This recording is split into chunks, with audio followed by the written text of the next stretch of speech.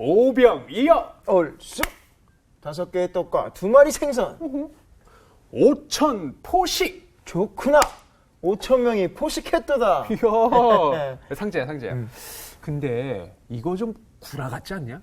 에이, 무슨 성경 말씀을. 귀여워라. 성경 공부들 하고 있었어요? 네, 선생님. 오셨어요. 그런데 뭐가 문제가 생겼어요? 아니, 리셋이 성경 말씀을 구라라고 계속 구라쳐요. 내가 언제? 너 계속 그랬잖아. 그냥 믿기 좀 힘들지 않냐? 뭐 그런 취지에서 얘기한 거지. 성경 말씀을 뭐 강제로 믿으라고 하는 것은 아니에요. 뭐 의문이 생길 수 있는 것은 당연하죠. 봐봐, 당연하다고 말씀하시잖아. 넌 믿음이 부족한 게 아니야, 문제야. 아니야. 그냥 믿어, 그냥. 아유. 그냥 믿어라? 네. 난 아니에요. 아니야. 난 아니에요. 아유. 잠깐만. 얘가 이러다가 싸우겠어요. 상재야, 리셋. 잘 네. 들어봐요. 네. 성경 말씀은 생각이 깊어지면서 믿어지는 거예요. 그냥 믿으라고 하는 거는 상대에 대한 폭력이 될 수도 있어요. 거봐, 넌 나한테 폭력을 지금 행사한 거야. 참, 지가 먼저 구라라고 하나 폭력해놓고. 아유, 폭력을 행사한 거라고. 니들은 배가 안 고파봤구나. 아직도 이러고 있어. 아유. 어려 너희들.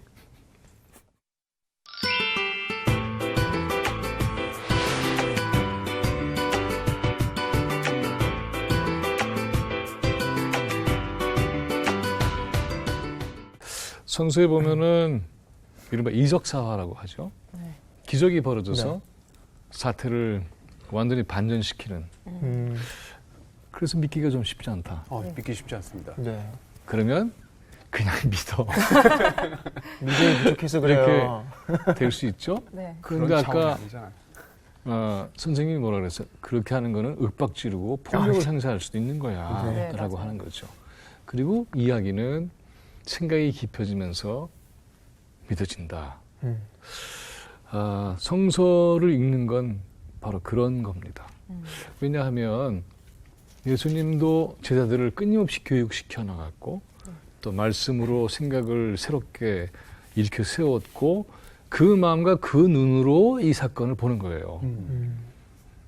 그러니까는 이것이 이해가 되고 받아들여지고 그래도 또 질문이 생기고 의문이 생기고 하는 것이 인간이에요. 그러니까 의문을 던지는 건 너무나 마땅한 것이고 그 의문에 대한 해결책을 찾는 과정에서 생각이 깊어지고 생각이 깊어지는 것만큼 보이는 게 점점 달라지는 거예요.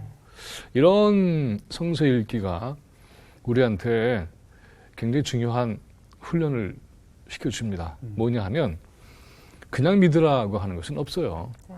그건 되지 않아요. 왜냐하면 사람들은 경험을 통해서거나 말씀을 통해서거나 교육을 통해서 알게 되는 것이지 그냥 멍청히 가만히 있다가 그래 이건 없어요.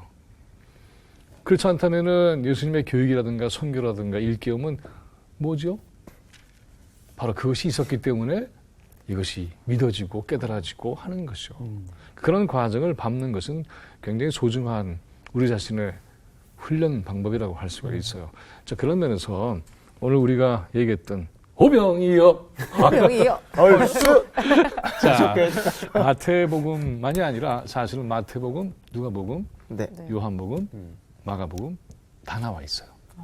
그런데 이야기는 그만큼 성서의 기자들이 성서를 썼던 사람들이 중요하게 생각을 하고 공통적으로 공유했던 그런 사건의 서술이죠. 네. 증언이기도 하고 오늘 우리가 선택한 마태복음 14장의 내용 한번 각자 나눠서 한번 읽어보도록 해봅시다.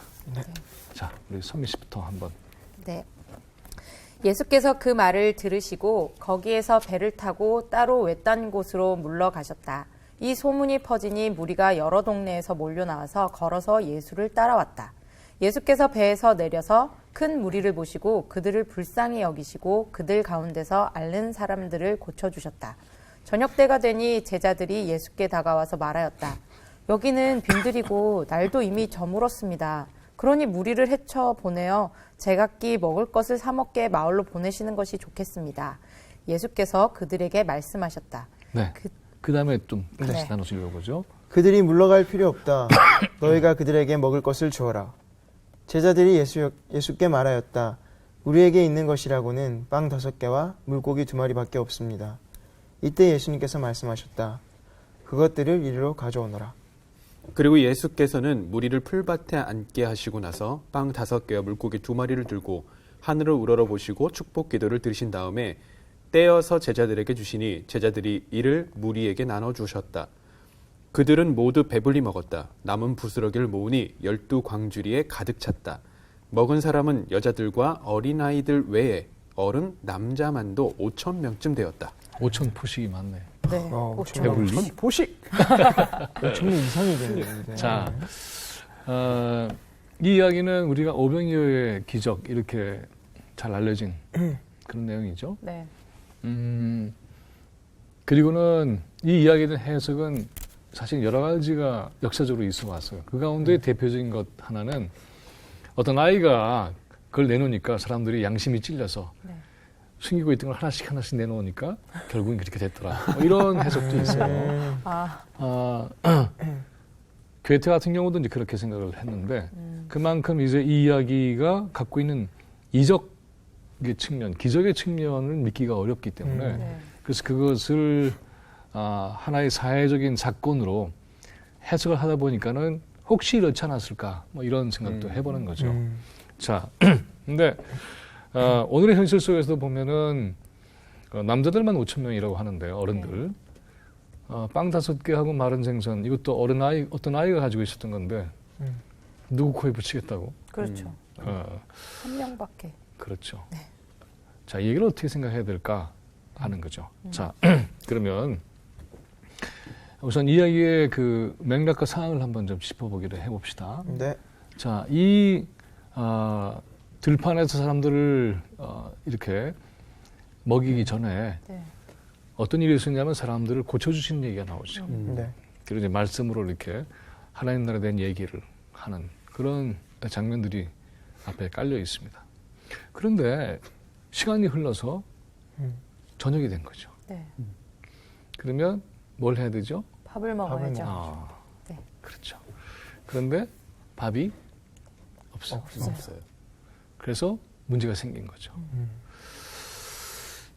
자, 그러니까 잘 생각해 보세요. 사람들이 들판에까지 나와서 그것도 엄청난 군중이죠. 네. 이 얘기로만 보면은. 그래서 그 들판에 이제 있게 됐는데 상당히 문제가 생긴 거죠. 이 사람들 어떻게 먹이지? 방법이 없는 거잖아요. 네. 그렇다고 다 알아서 그냥 어떻게 할 수도 없고 이런 고민이 생긴 현실이에요. 자, 이게 이제 예수 제자 공동체가 부딪힌 문제입니다. 그래서 이걸 어떻게 해야 될까라고 생각하기 시작하는 거죠. 여러분이라면 어떻게 할 것 같아요? 집이 근처면 먹고 오는 것도 나쁘지 않지 않을까요? 아니면 가축이라도 있었으면 가축을 잡아서? 잡아서 불이라도 떼서. 저는 좀 성경에서 읽으면서 좀 의아한 게 분명히 먹을 것이 없는 거 아는데도 불구하고 제자들한테 야 너희들이 먹을 것을 주라라고 그냥 확 얘기를 하시더라고요. 이 문제는 너희들의 책임이라는 거죠. 아. 해결은 니네들이 해야 하라는 얘기죠. 맡겨놓으시는 거구나. 자, 지금 이 상황은 어떤 문제에 부딪힌 거예요? 지금 먹을 거를 찾는데 먹을 게 없는 네. 상황. 그러니까는 좀 이렇게 그 극단화시켜서 표현한다면 기근의 문제에 봉착한 거죠. 또는 빵의 문제에 봉착한 거죠. 네. 빵의 문제를 해결하지 못하면 사람들은 굶거나 흩어지게 되어 있는 거죠. 네.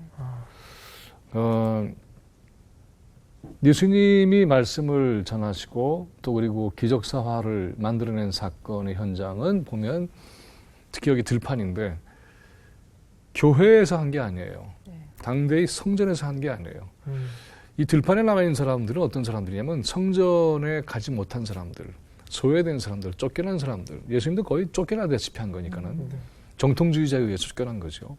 그래서 예수님의 활동의 현장은 바로 이런 들판, 광야 이런 걸로 대표되는 거죠.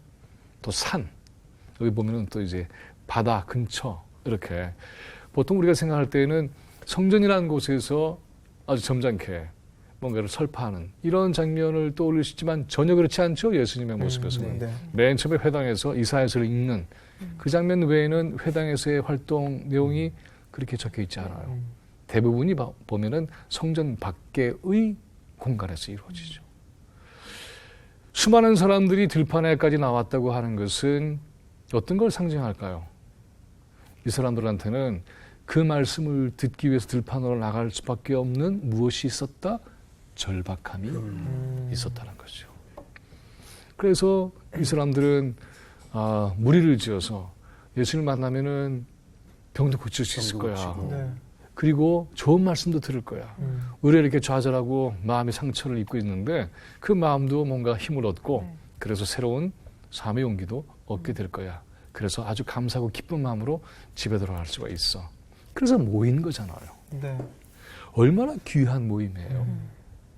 그런데 만약에 먹을 것이 없으니까는 상제 제자가 여러분 조용히 해주십시오. 오늘 먹을 게 없습니다. 집으로 각자 돌아가십시오.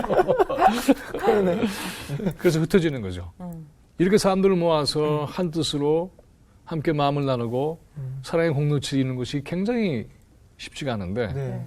이걸 흩어져 버리는 거죠. 제자가 그런 얘기를 했네요, 이게. 그러니까 자 봐요. 교회에서도 이런 일이 벌어집니다. 말씀으로는 또 좋다 그러다가 현실에 또 문제 딱 부딪히면 집에 가면 집에 갑시다. 여러분 이런 얘기 혹시 많이 들었을 거예요. 교인끼리는 서로 돈 빌려주고 그러지 마.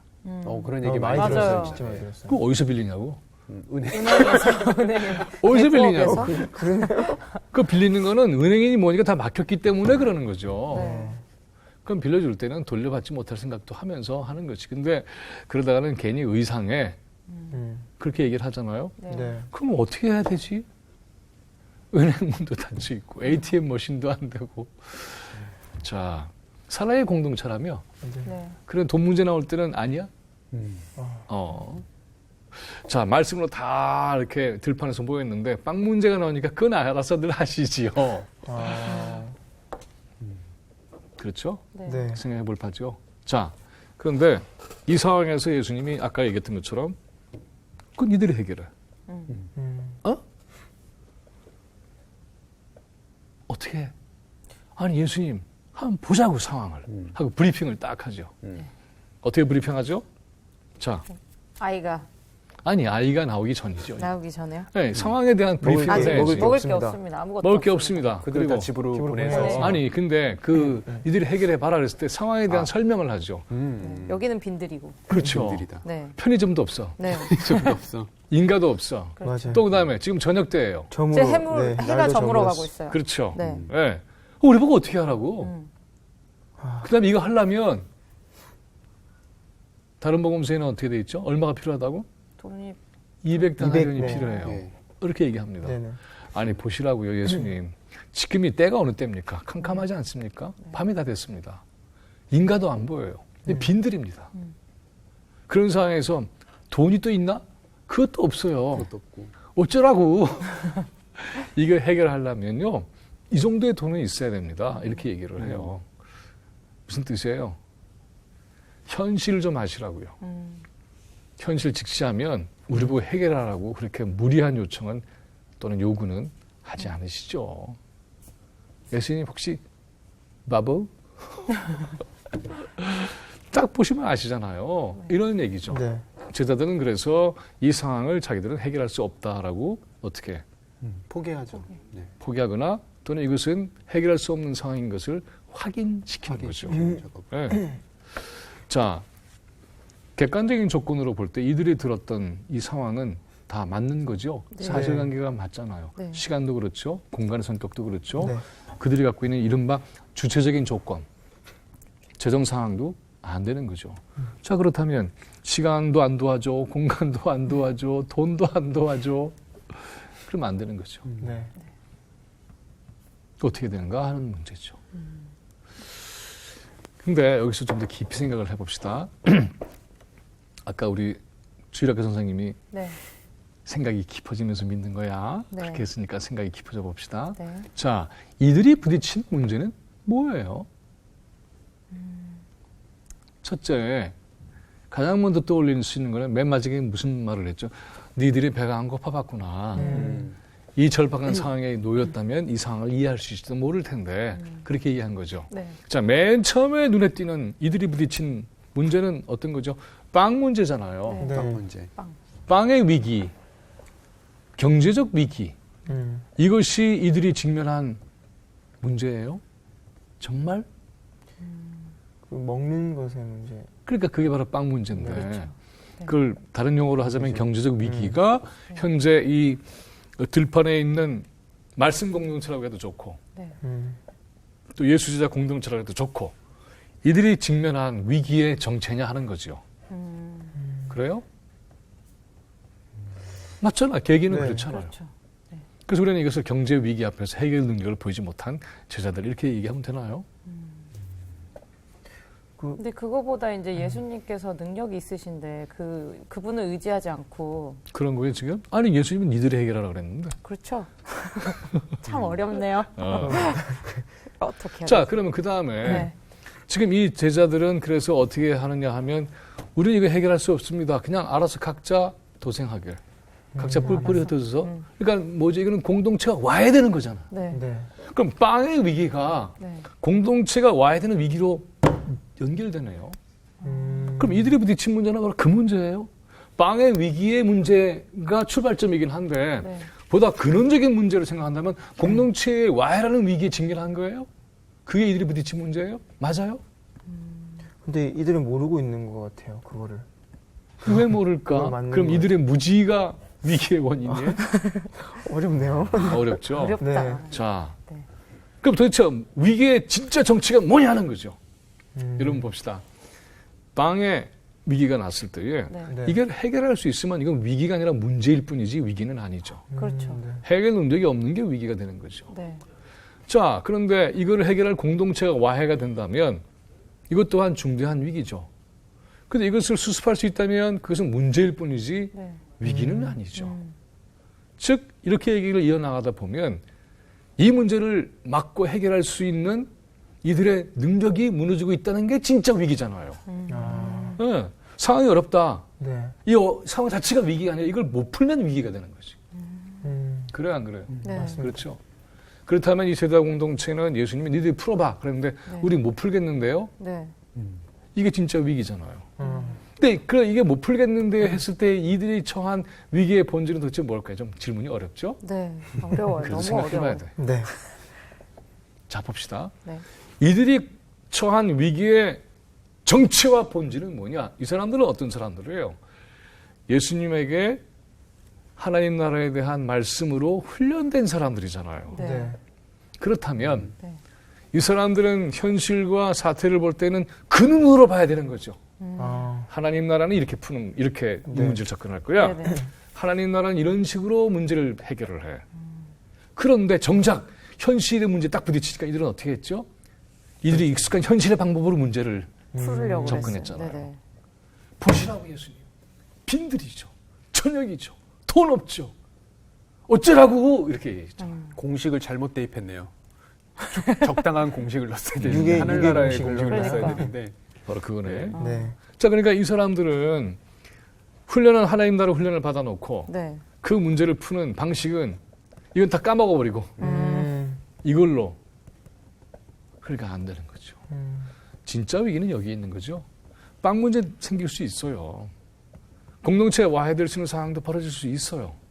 그런데 이것을 해결할 수 있는 능력만 있다면 그는 문제일 뿐이지 위기 이런 건 아니죠. 벼랑 끝 그런 건 아니에요.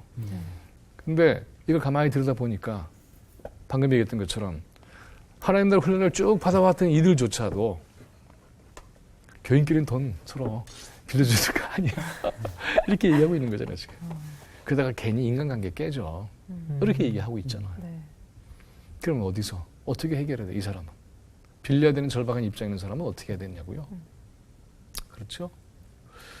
하나님 나라의 방법으로 문제를 풀 수 있는 것을 끊임없이 얘기해 줘 왔는데 라고 하는 것이 예수님의 얘기죠. 아까 선미 씨가 네. 능력 있는 예수님을 의존하지 않았다는 얘기를 했는데 그런 건 네. 아니죠, 여기서는. 그러면 이것도 있어요. 예수님과 함께 제자들이 배를 타고 가다가 네. 거센 풍랑에 몰아치는데 네. 예수님이 뱃머리에서 주무셨죠. 네. 풍랑에 몰아치면 가운데에 하고 뱃머리나 배 뒤끝 선미는 어떻게 됐죠? 선미한테 선미라 그래서. 선미 앞에 배 앞에. 그러면 가장 요동이 심한 것이죠. 네네. 네. 그런데 예수님은 거기서 어떻게 하셨죠? 주무시고 주무시고 계셨잖아요. 계셨어요. 그런데 제자들이 그래서 두려워서 흔들어 네, 깨워요. 네. 그랬더니 예수님이 뭐라 그랬죠? 믿음이 적은 이 자. 믿음 적은 자들아. 여러분 생각해 보세요. 위기에 처했다고 생각을 해서 예수님의 능력을 믿고 흔들어 깨워서 어떻게 좀 해주십시오. 이거는 믿음의 절박한 표현 아니에요? 그렇죠. 그런데 예수님 믿음이 약하다. 믿음이 없다 그랬거든요. 네. 어잉? 어잉? 어떻게 생각해야 돼요? 아, 똑같은 거잖아. 니들이 해결해봐. 어. 내가 몇 번 얘기했니? 이런 거죠. 아, 니들 안에 해결책이 있다. 하나님 나라 어디에 있다? 니들 내 안에 안에. 있잖아. 그럼 거기에서 비밀을 발견해야지. 왜 밤낮 나한테만 요구를 하니? 너희들은 나보다 더 큰 능력을 발휘할 것이다. 이렇게 예수님이 얘기하셨죠. 그러니까는 예수님을 붙잡고 흔들어 깨운 것이 믿음의 어떤 결정적 행위로 받아들여 주신 게 아니에요. 그렇게 두려워? 두려움도 이기지 못해? 이거 아무것도 아닌데. 굳이 날 깨워야 되겠어? 이렇게 되는 거죠. 그러니까 우리가 신앙을 갖는다고 하는 것, 예수님을 믿는다고 하는 것은 네. 예수님 저 좀 살려주십시오. 뭐 이런 절박한 상황이 있긴 하겠죠. 네. 저에게서 해결책이 있도록 눈을 뜨게 해주십시오. 이것도 중요한 거죠. 네. 우리 예수님 좋지 하고 박수부대가 되는 거 아니에요. 네. 또는 거기 줄 잡고선 줄 잘 잡았지 내가 이거 아니에요. 한 사람 한 사람이 자기가 일을 쓰게 하는 거죠. 지난주에 여러분 기억나시죠? 하나님은 모세에게 스스로 내가 존재하는 자라고 밝히셨잖아요. 네. 이 품성대로 그대들 안에 스스로 일을 쓸 수 있는 힘이 있어. 그걸 왜 스스로 포기해? 아니야. 니들 안에 대답이 있고 그리고 그것을 해결할 수 있는 돌파구가 있는데 왜 눈을 다른 곳으로 돌리고 있지? 왜 빈들만 쳐다보고 있어? 왜 시간이 늦었다는 것만 생각해? 왜 돈만 타령하고 있어? 이런 얘기죠. 그러다 보면 결코 해결책을 찾지 못할 거야 라고 하는 것이 이 얘기죠. 네. 우리의 신앙생활도 마찬가지입니다. 그러니까는 매달리는 것 하나가 신앙의 어떤 줄을 잡고 사는 삶이라고 생각하는데 그렇지 않아요. 그거는 그 줄의 노예가 될 수도 있는 거죠. 네. 그러다 보니까는 교회의 격곤주의가 만들어지는 거예요. 목사님이 신이 돼버리는. 이건 아니죠. 우리 안에 있는 하나님의 능력을 발견해서 그것을 뿜어내는 것, 하나님의 기운을 뿜어내는 것, 이게 진짜예요. 교회에 오라고 할 때도 마찬가지죠. 교회에서 무슨 문제가 생겼어. 그러면 보통 얘기를 어떻게 합니까? 교회 사람 보고 오니? 하나님 보고 오지. 하나님 안 보이는데. 사람 보고 오는 거예요. 네. 맞아. 그 사람을 통해서 보는 거죠. 그러니까 그 사람 안에서 하나님의 기운이 뿜어져 나올 수 있도록 해야죠. 인간은 약하고 곡절이 많은 존재지만 그러나 신앙은 우리 안에 있는 하나님의 품성과 능력이 드러날 수 있도록 하는 길에 대해서 눈뜨라고 하는 거죠. 그러니까 니들이 해결해 이렇게 되는 거죠. 시간과 공간과 그리고 재정의 제약을 초월할 수 있는 그 무언가를 탁 찾아내야 얼쑤 좋다 이게 나오죠. 자, 다시 얘기를 돌아가서 네. 그래서 이들은 빵의 문제에 직면을 했고 공동체의 와해의 위기에 처해 있는데 보다 중대한 근본적 위기는 이들이 하나님 나라의 훈련을 받아놓고도 현실을 해결할 때는 그 방법을 쓰지 않은 거죠. 근데 그때 아주 작은 사건 하나가 일어났어요. 어떤 아이가 5개의 떡과 2마리 생선이 있다는 걸 알게 되는 거죠. 네. 이걸 딱 가져왔죠. 오병이어하면 사람들은 이 언어를 은혜로 받아들이죠. 축복으로 받아들이죠. 네. 굉장히 중요한 이 축복의 상징과 구호처럼 되어 있는 단어예요. 오병이어라고 하는 것은. 현실을 한번 생각해 봅시다. 이건 뭘 확인시켜주는 거죠? 지금의 현실. 을이 어떻다는 거죠? 더 어려운, 이거 더 어려. 말도 안 되는 그렇죠. 네. 비참한 거예요. 네. 어떻게 누구 코에가 다 붙여? 네. 뒤줄을 열어봤더니 한 움큼의 쌀이 있어요. 근데 어쩌라고. 자기들의 현실을 더 이상 해결할 수 없는 절박하고 더 이상 어떻게 버틸 수 없는 그런 상황을 적나라하게 보여주는 거죠.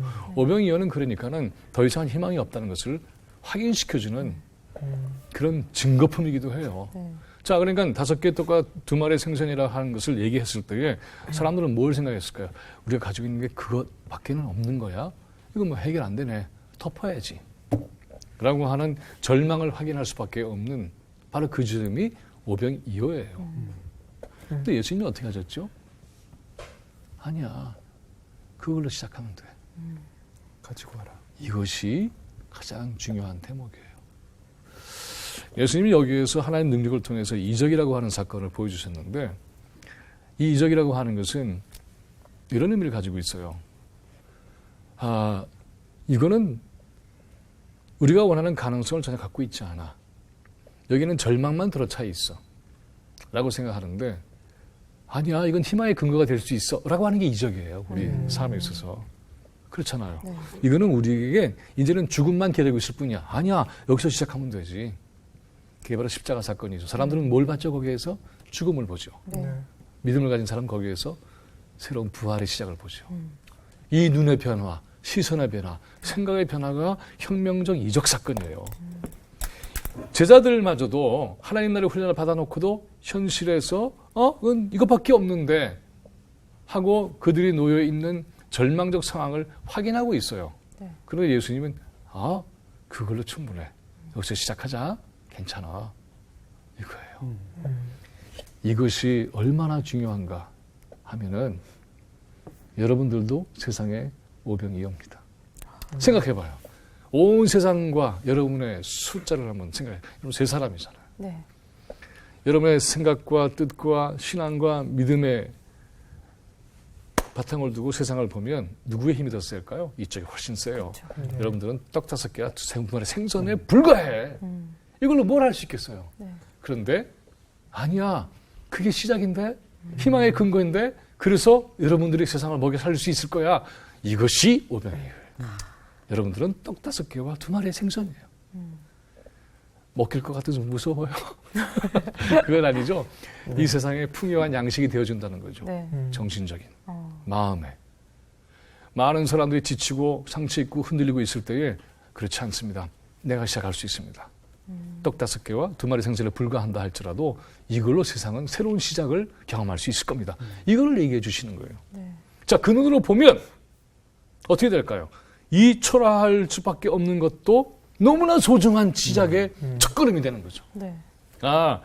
뭘 해보려면 이것도 필요하고 저것도 필요한 것 같아 하고 제자들은 얘기하고 있는데 아니야, 그거 괜찮아. 없어도 돼. 시작하면 돼. 여러분 모세 할 때 기억나죠? 모세가 지팡이 딱 들고 네. 하나님이 네 손에 뭐가 있느냐? 지팡이. 지팡이 하나 있습니다. 그럼 됐어. 네. 가자. 하나님 만약에 모세한테 그건 말이지 어느 산에 가면 이만한 나무가 있는데 그 뒤로 탁 돌아가면 벼랑이 있을 거야. 거기를 열심히 기어가다 보면 뭔가 바위가 하나 있는데 그걸 딱 뽑아보면 거기에 무슨 씨앗이 있어. 그 씨앗을 다 통과하면 이만한 나무가 있는데 조금 어려울 건데 그거 꺾어가지고 그걸로 지팡이를 삼아. 이렇게 한 거 아니지. 손에 있는 게 뭐냐 하는 거죠. 네. 네. 그게 시작이라는 거죠. 여러분의 손에 아무것도 없다고 생각한다면 뭐 아무것도 없이 시작하는 거죠. 있으면 있는 대로 시작하는 거죠. 네. 그것이 출발점이라고 하는 거예요.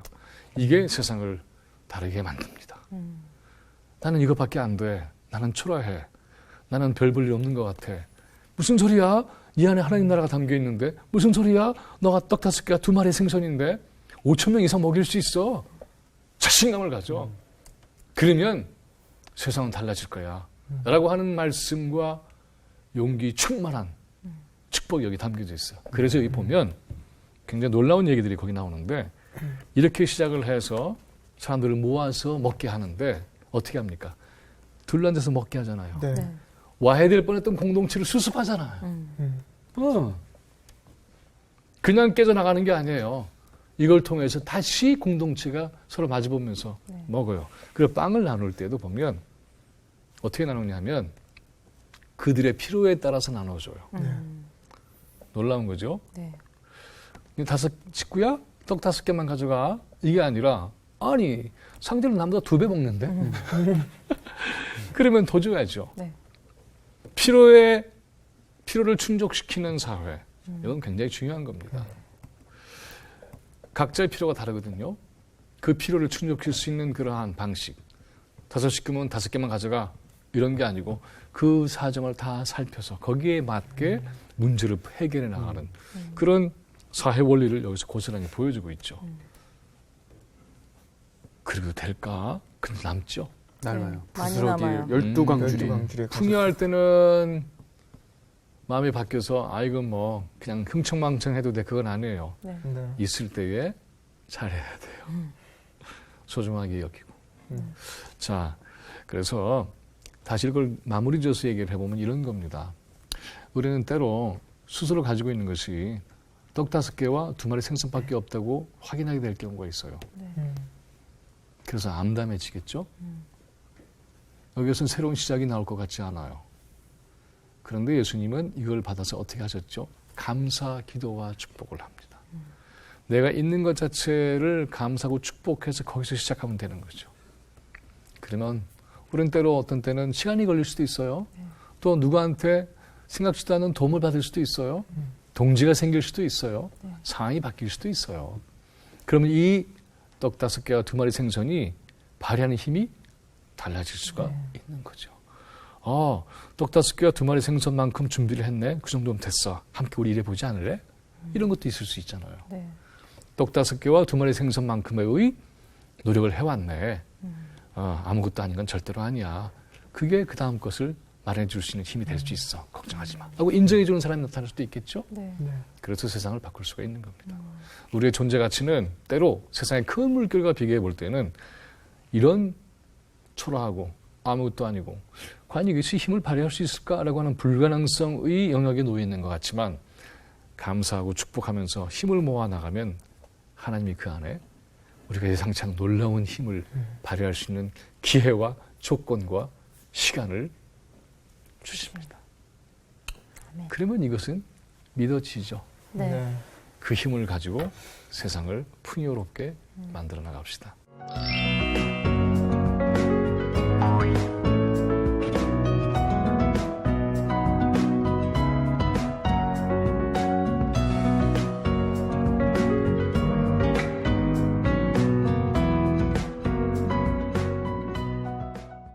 예수님의 제자는 12제자예요. 12제자는 당대의 현실 비교해 볼 때는 뭐죠? 오병이어잖아요. 이거 누구 코에 갖다 붙여요? 어떻게 시작해? 그런데 시작이 됐죠. 여러분 스스로도 오병이어의 시작을 해나간다면 5천 명 이상은 넉넉히 먹일 수가 있습니다. 아멘. 그렇게 할 수 있겠습니까? 네. 네. 할 수 있습니다. 믿어집니까? 아멘. 네. 아멘. 생각이 깊어졌습니까? 네. 그래요. 고맙습니다. 오병이어 얼쑤! 오천 포식. 얼쑤! 좋구나. 그래요. 감사합니다. 감사합니다. 성경 사랑방 홈페이지에 궁금하신 점이나 시청 소감을 남겨주신 분들에게는 추첨을 통해 선물을 드립니다.